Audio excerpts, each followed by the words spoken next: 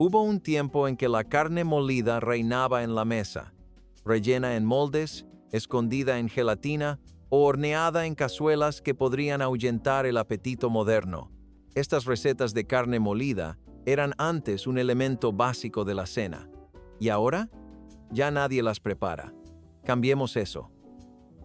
El fudge de carne de res es casi todo lo que parece. Es una receta histórica fascinante que resulta un poco sorprendente cuando la conoces por primera vez.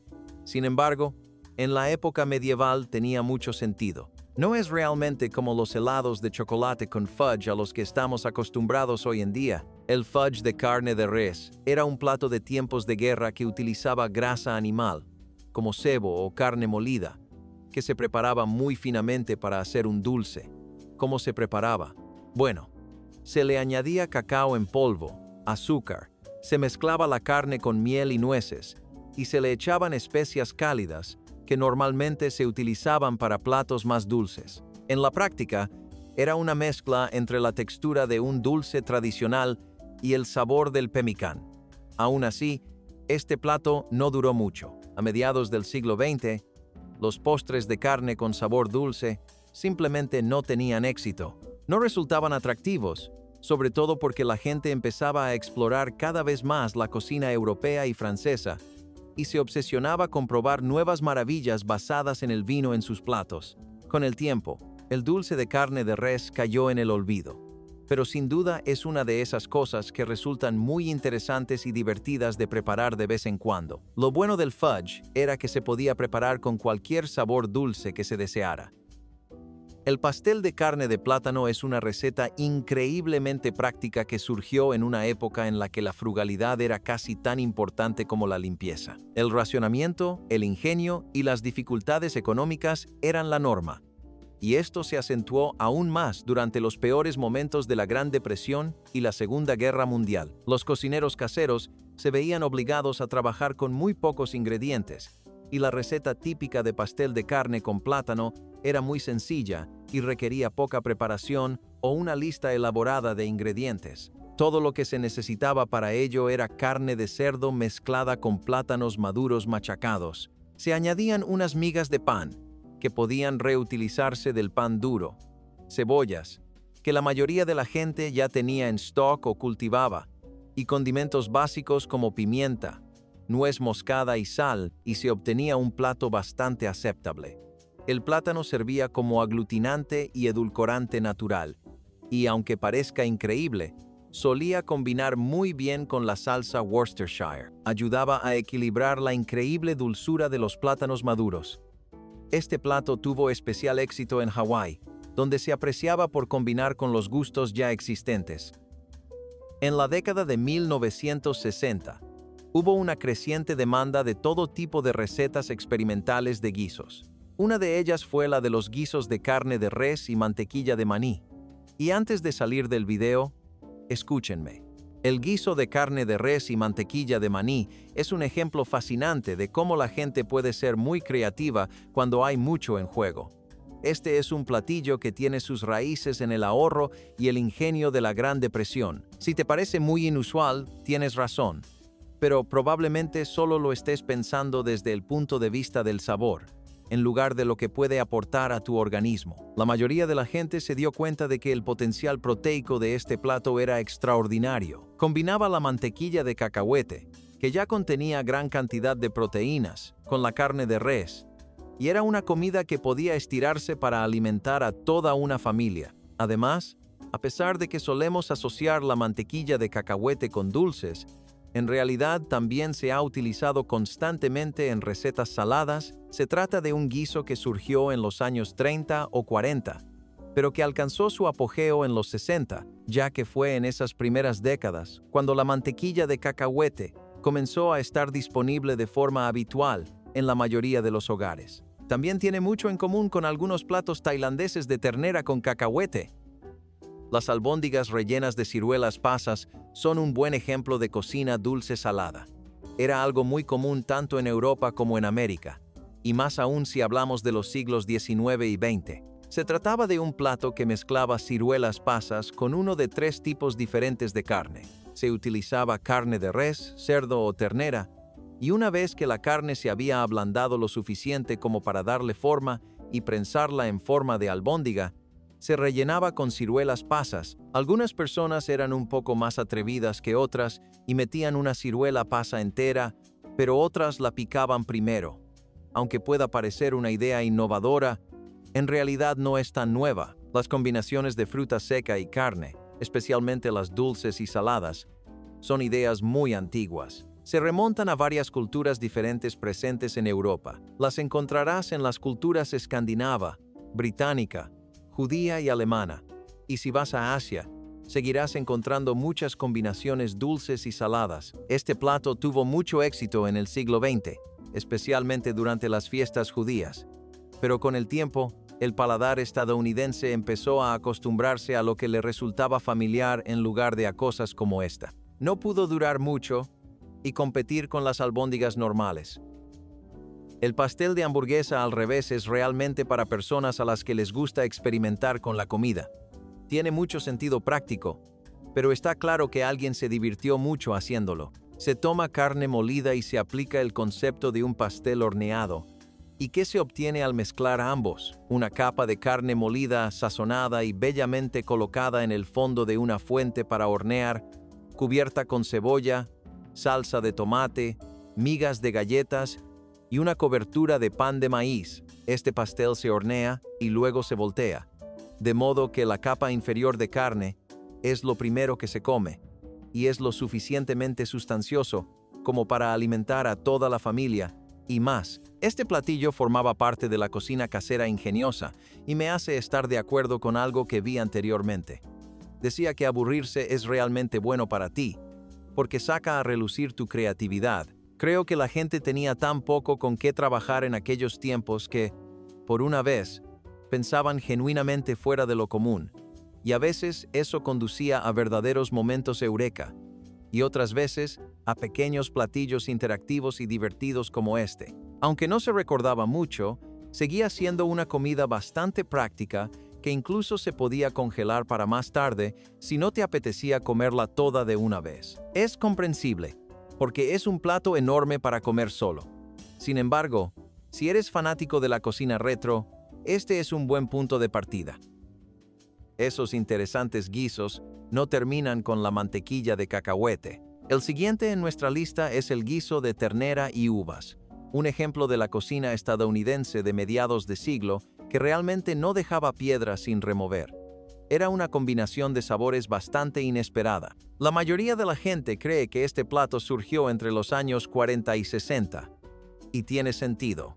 Los experimentos con frutas en las comidas típicas de los domingos eran mucho más comunes. Lo interesante eran las influencias de este plato. Las albóndigas suecas con arándanos rojos eran otra receta que se estaba haciendo muy popular entre los cocineros caseros, y muchos estadounidenses intentaban crear sus propias versiones de recetas como esta. Por lo general se utilizaba carne de res molida o cortada en cubitos, que se doraba con cebolla.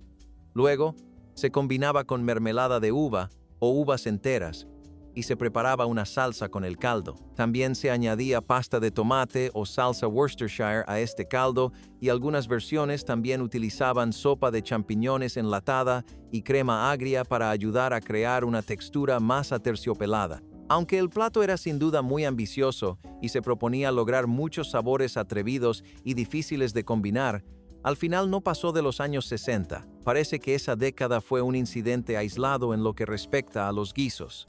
Aún así, ¿te gustaría probarlo? ¿O prefieres comer las uvas en un plato aparte de la carne? Estoy seguro de que no te esperabas la sopa de tortuga falsa. Verás, es algo que surgió en la Inglaterra del siglo XVIII como sustituto de la sopa de tortuga auténtica. Por cierto, esta última era increíblemente popular en aquella época. La gente solía considerarla un manjar. Durante las épocas georgiana y victoriana, la sopa de tortuga verde llevaba tortugas marinas y era un plato muy apreciado y popular entre la aristocracia local. Antes de que hagas una broma ingeniosa sobre cómo la cocina británica es la más extraña del planeta, Debes saber que también era popular en la alta sociedad estadounidense y es algo que nos ayudó a superar la depresión. Así es, la sopa de tortuga falsa era algo que la gente preparaba tanto como podía cuando no había tortugas reales, o estas eran demasiado caras. Ahora bien, la carne de tortuga real es conocida por tener un caldo increíblemente rico y gelatinoso. La clave de la sopa de tortuga falsa era simplemente empezar con la cabeza de un ternero o la cola de un buey. Hervirla con una mezcla de verduras como zanahorias, apio y cebollas y un adobo de especias y cocinarla a fuego lento. A continuación, una vez extraído todo el colágeno natural, se solía añadir vino, jerez o madeira, algo muy común en la sopa de tortuga tradicional. De esta forma se imitaba la textura de la carne de tortuga real, y los cocineros se esforzaban mucho por conseguirlo. Es uno de los ejemplos más interesantes de la cultura gastronómica falsa que tenemos, y muestra lo buenos que eran imitando diferentes tipos de alimentos sin los ingredientes principales. La gelatina de carne, más conocida como aspic, es una de las mejores creaciones de la historia culinaria occidental. En toda esta lista, vemos una tendencia creciente a mezclar texturas gelatinosas con sabores dulces y salados, y este plato fue sin duda la culminación definitiva de toda esa tendencia. Por lo tanto, el aspic era en realidad algo que la gente solía asociar con la alta cocina. También se utilizaba para envolver esas caras carnes escalfadas que a veces se importaban, además de que tenía un aspecto muy elegante. Si lo piensas bien, tiene sentido. Sin embargo, a principios del siglo XX, se convirtió en algo más generalizado. La extraña evolución de la gelatina de carne se definió realmente por la comercialización de la gelatina en polvo y las sopas enlatadas, lo que significaba que los cocineros caseros ahora tenían todas las herramientas necesarias para preparar tantas maravillas a base de aspic como quisieran. Hoy en día sigue siendo bastante popular. En comparación, las donas rellenas de carne son algo realmente extraño si lo piensas bien. En realidad, forman parte de la tradición desde hace mucho tiempo. ¿Qué tradición?, te preguntarás. Bueno, los platos salados de masa frita han sido bastante populares en todo Estados Unidos, lo creas o no. Basta con ver todas las empanadas de carne que tenemos. A diferencia de los donuts dulces de hoy en día, cubiertos con glaseado de chocolate y terciopelo rojo, estos eran una forma popular de preparar comida para llevar que además saciaba el apetito. Había diferentes versiones de donuts fritos rellenos de carne, como carne de res mezclada con cebolla y ajo, o salsa, o incluso queso en el interior. Entonces, ¿por qué desapareció algo tan bueno? Bueno, es difícil estar al día con todas las cosas diferentes que el mundo tiene para ofrecer. Las donas preenvasadas, las congeladas, los productos horneados listos para consumir. Todo ello hizo que la gente se interesara mucho menos por la repostería casera básica de lo habitual. Incluso hoy en día, si alguien quiere ponerse a cocinar, suele pensar en algo que al menos pueda conseguir un par de visitas. El pan de carne y queso cottage es un plato práctico y lleno de proteínas que era casi ideal para el estilo de vida del estadounidense medio de mediados del siglo XX. Ya no se encuentra, pero era una forma ingeniosa de estirar más las existencias de carne molida y al mismo tiempo preparar algo delicioso con ella. Además, este es uno de los pocos casos en los que se ve lo que el queso puede aportar realmente a un plato, además de ser un aderezo muy agradable. La humedad, la textura y el valor nutricional aumentaban considerablemente gracias a la combinación, y aunque hoy en día pueda parecer bastante habitual, es decir, carne y queso, ¿en serio? En realidad, era algo que desafiaba las normas de la época. Tenía mucho sentido si se situaba en el contexto del racionamiento de la guerra. A diferencia del típico pastel de carne, este utilizaba cuajada de queso cottage para ayudar a mantener el plato unido. Era una comida perfecta para familias numerosas o personas que esperaban más y más incorporaciones a la suya, y como saben, en aquella época eran muchas personas. El pastel salado de carne de res es mucho menos conocido, pero no se puede subestimar su importancia en la historia. También es uno de los pocos platos que tenemos que se remonta a la época victoriana. En aquella época, los pudines a base de carne estaban muy de moda, Junto con los pasteles de cebo, eran pasteles muy densos, rellenos hasta los topes de proteínas. Llevaban carne de res desmenuzada, huevos, carne molida y cebo o manteca de cerdo, lo que daba como resultado un pan muy denso y compacto. Y algunas versiones decidieron ir un poco más allá. Añadían especias cálidas, salsa y champiñones para dar a este plato un sabor umami terroso con algunos matices dulces. Era especialmente apreciado en los hogares rurales y las familias de clase trabajadora, simplemente porque era muy difícil terminarlo. No porque el plato supiera mal ni nada por el estilo, sino porque era muy saciante. El pastel salado de carne de res decayó en el siglo XX porque la mayoría de la gente empezaba a decantarse por platos más ligeros, pero para los viajes largos en los que se necesita algo que realmente llene, nada mejor que este plato. Si lo piensas bien, las bolas de carne de res en escabeche eran igual de antiguas. Surgieron de una técnica de conservación que básicamente consistía en mezclar carne de res picada con vinagre, sal y algunas especias, y luego curarla en un líquido salado. Esto se hacía para que la carne durara mucho más de lo habitual, y probablemente era algo que provenía de las tradiciones de carne en escabeche originarias de Europa. El Sauerfleisch alemán y el plato judío de lengua en escabeche se parecen bastante a este plato. La acidez del vinagre no solo servía para conservar la carne, sino que también era ideal para ablandarla, lo que permitía utilizar cortes más económicos. La mayoría de las familias rurales no podían permitirse cortes de primera calidad debido a su elevado precio, pero a nadie le gustaba comer carne dura y correosa. Estas bolas de carne en escabeche eran una solución fácil y se podían preparar en grandes cantidades para los días de escasez.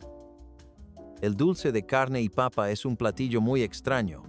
Es increíblemente práctico, muy económico, y proviene de una época en la que esas dos cosas eran lo único que la gente quería en su comida. Es algo por lo que podemos agradecer a la depresión y a los periodos de guerra. Fue entonces cuando las familias estiraban las cosas y elaboraban dulces ricos en nutrientes con literalmente cualquier cosa que pudieran encontrar, intercambiar o cultivar. El platillo era algo que tomaba algunos clásicos estadounidenses y los combinaba muy bien. Se utilizaba puré de papas, carne molida, que solía ser de cerdo o res, pero incluso salchicha de Bolonia servía, y luego se le añadía azúcar. A veces, la gente reservaba un poco de harina para que se ligara bien. Hoy en día, la mayoría de la gente prefiere que sus dulces sean como un toffee típico, pero aquellos eran tiempos difíciles. De todos modos, la idea detrás del dulce era más práctica que divertida. En ese momento, la gente pensó que harían un platillo rico en calorías que fuera fácil de llevar en los bolsillos y las bolsas. En lugar de necesitar un almacenamiento separado, también sería alto en energía, por lo que sería como un estimulante instantáneo. En ese sentido, creo que lo hicieron muy bien. ¿Lo usarías de la misma manera en el trabajo? Es menor que numeral 0. 9 numeral es mayor que. Las hamburguesas de mortadela horneadas formaban parte de la creatividad de la economía doméstica de mediados de siglo. Esto se debió a la llegada de los alimentos procesados, que se generalizaron. La mortadela, el spam y los perritos calientes se incorporaron a las comidas diarias de muchas formas diferentes. Este plato consistía en rodajas gruesas de mortadela mezcladas con todo tipo de condimentos. A la gente le encantaba especialmente el toque que le daban el pimentón y las hojas de laurel. Pensaban que añadía un toque picante a los primeros bocados que se disolvía muy bien. Una vez que el plato se consolidó como un éxito de los años 50, poco a poco empezó a convertirse en algo habitual en las residencias de estudiantes, los hogares y las fiestas, y en algo con lo que los adolescentes solían experimentar. Ayudó el hecho de que fuera una fuente de proteínas tan buena y asequible, y que la salchicha de Bolonia ya se estuviera percibiendo como un sustituto de la hamburguesa. La carne molida seguía siendo cara debido al racionamiento, y los cocineros caseros pensaron que, si no podían conseguirla con regularidad, más valía darle otro uso. Los guisos de fruta y carne existen desde hace varios siglos. Han combinado sabores dulces y salados de muchas maneras diferentes e incluso se consideraban un lujo en su momento. En la Europa medieval, era habitual encontrar personas que combinaban fruta con carne. En la cultura nativa americana, se pueden encontrar platos como el pemmican, que son increíbles superalimentos. En los siglos XIX y XX, se pueden encontrar todo tipo de referencias a combinaciones a base de fruta y carne en la cocina del sur y el medio oeste de Estados Unidos. Cerdo y manzanas, pizza de jamón y piña, y la lista sigue y sigue. Sin embargo, este plato era un guiso que dividía a mucha gente. Lo que pasa con estos platos salados de fruta y carne es que su éxito depende del formato. El declive de los guisos de fruta y carne en los años 70 y posteriores se vio influido por el cambio en los gustos de la gente, que se alejaba de los guisos en general, especialmente de combinaciones tan poco convencionales como esta. Con el tiempo, también se consideraron demasiado dulces y no lograron seguir la tendencia de querer alimentos más ligeros, suaves y fáciles. El picadillo de carne con spam es un plato económico que surgió en una época en la que la gente no tenía literalmente nada con qué trabajar. La clave era estirar al máximo los trozos de carne que se tenían. Este plato resultó ser la mejor herramienta disponible para hacerlo, y vaya si era eficaz. El picadillo en sí era simplemente una mezcla picada y frita de diferentes tipos de restos de carne, papas y cebollas. En realidad, se remonta a varios siglos atrás, y la adición de spam y carne de res fue una innovación de la Segunda Guerra Mundial. El spam se convirtió en un alimento básico en los hogares, principalmente debido a su vida útil y a su increíble asequibilidad. También se podía mezclar con otros tipos de carnes para elaborar estos platos híbridos. No me refiero a trozos de carne, sino a cortes de carne reales. La mayoría de las recetas de hash de carne enlatada y carne de res tenían ingredientes muy básicos a los que todo el mundo estaba acostumbrado, pero lo conveniente era tener todo empaquetado de esa manera en un formato tan pequeño y ordenado. Hoy en día, la carne enlatada está volviendo a ponerse de moda gracias al encarecimiento general de los alimentos. El pudín de pan con carne de res se suponía que era una versión salada del pudín de pan tradicional.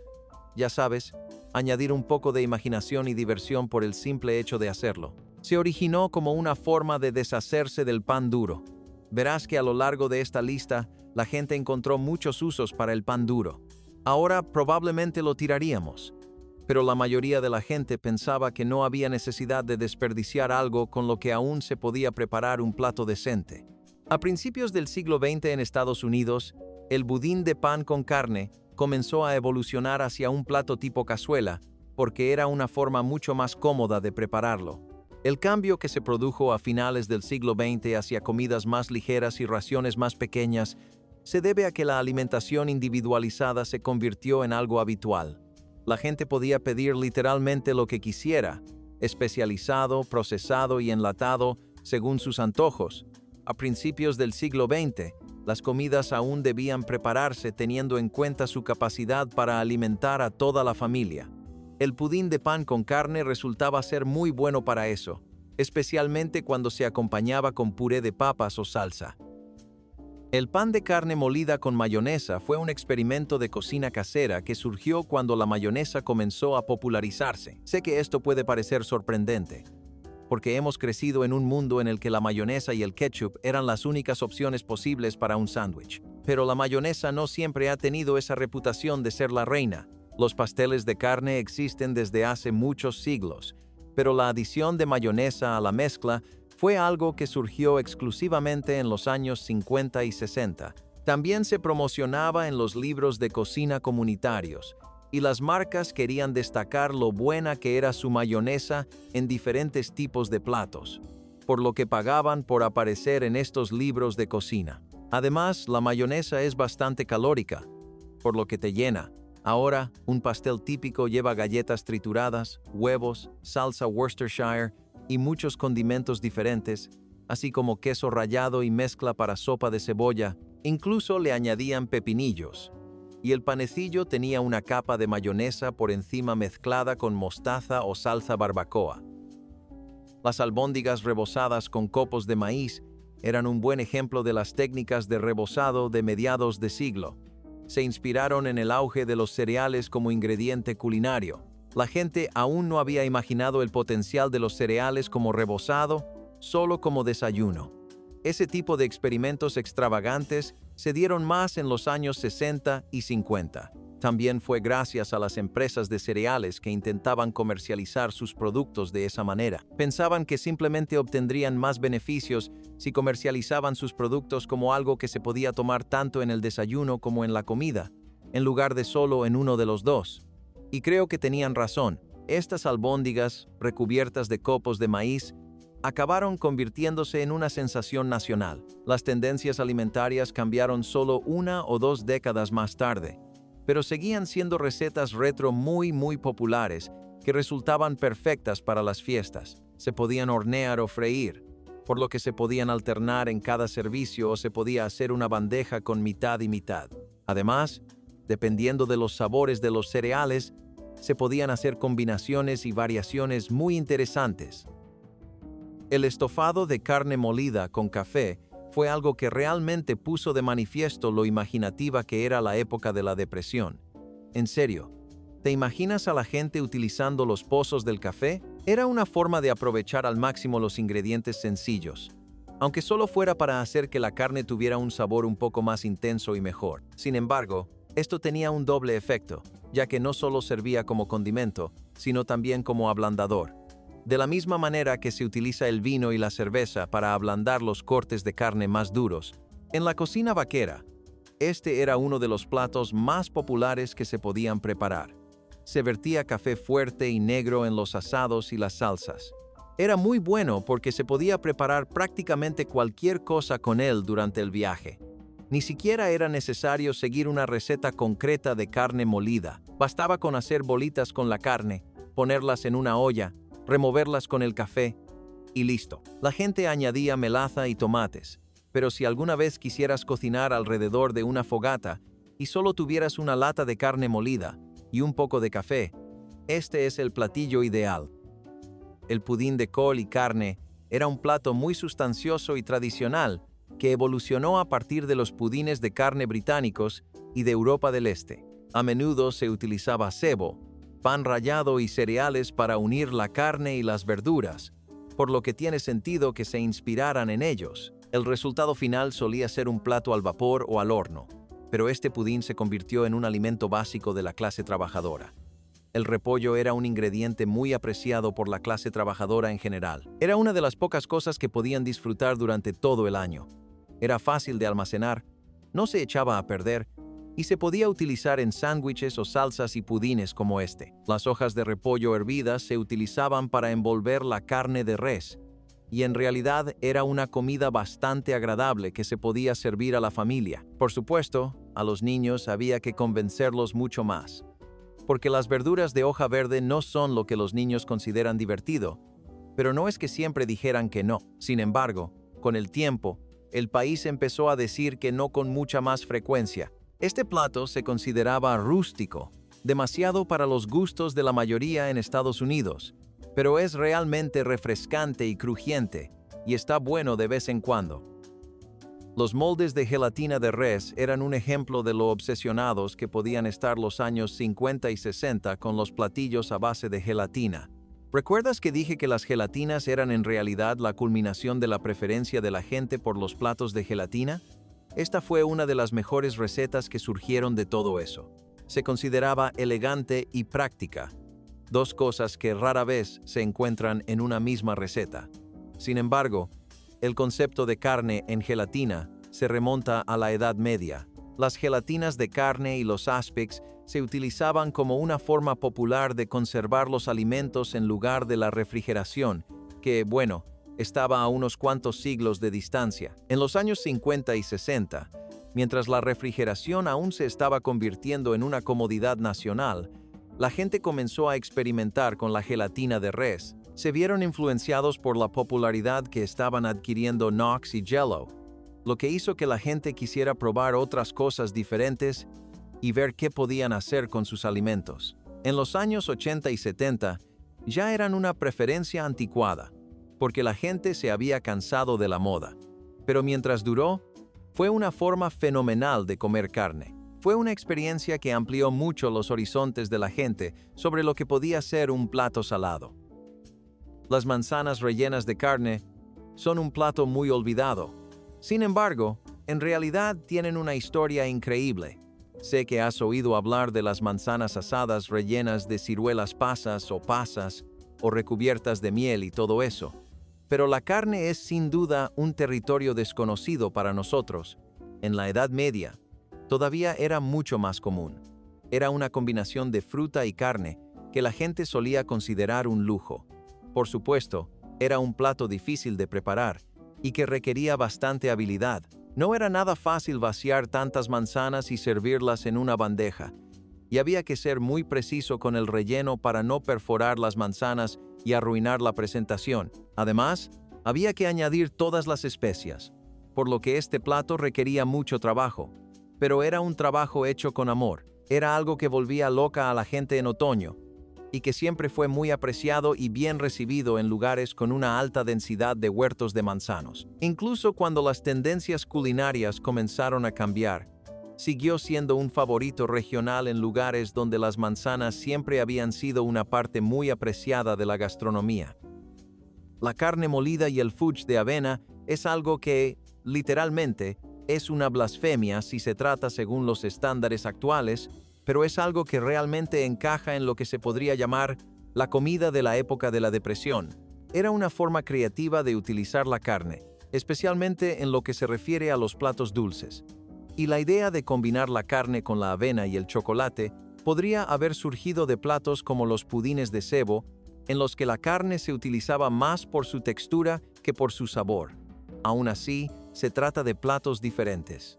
La mayoría de las versiones de carne molida y dulce de avena eran bastante controvertidas. Se elaboraban moliendo finamente la carne o hirviéndola, y luego mezclándola con cacao en polvo, azúcar, avena y mantequilla, y a veces con leche condensada azucarada o huevos. Algunas recetas llegaban incluso a incluir vainilla o canela para enmascarar el sabor persistente de la carne y que no resultara demasiado fuerte. El dulce también se prensaba en una sartén, se enfriaba y se cortaba en rodajas, pero no era un plato que la mayoría de la gente comiera por preferencia. Simplemente era muy eficaz para saciar el apetito y aportar una cantidad decente de proteínas. Un helado salado con carne molida es probablemente la mejor manera de terminar esta lista. Durante todo este tiempo, hemos visto platos poco convencionales e imaginativos que realmente rompen la definición de lo que se considera un plato salado. Es decir, uno crece pensando que toda la carne molida se utiliza en guisos o tacos y luego descubre que la gente solía comer helado con ella. ¡Diablos! Incluso la utilizaban para hacerla. La idea del helado de carne molida es, históricamente hablando, sin duda uno de los experimentos culinarios más extremos. Se hizo muy popular en una época en la que la gente experimentaba con la cocina, y aunque hoy en día nos resulte muy extraño, en realidad tiene su lógica desde el punto de vista histórico. Durante mucho tiempo, los lácteos y las proteínas siempre han ido de la mano, y las natillas, los patés de hígado e incluso las primeras versiones de los pasteles de carne picada eran cosas que siempre se consideraban dulces y saladas. La versión más común de helado de carne molida era algo que incluía carne molida o puré de carne, y que se mezclaba con una mezcla a base de crema o leche, justo antes de batirlo. Las recetas también incluían caldo de carne o consomé, mientras que otras utilizaban gelatina o miel y cebollas caramelizadas. Si lo piensas bien, se parecía mucho a los helados de tocino actuales. Los cocineros caseros también experimentaban con todo tipo de ingredientes inusuales, y, aunque la carne molida siempre se consideró un experimento minoritario y poco convencional, funcionó bastante bien para lo poco habitual que era. Las recetas con carne molida siempre han sido un sueño. Comenta abajo cuál es la receta que más te ha gustado.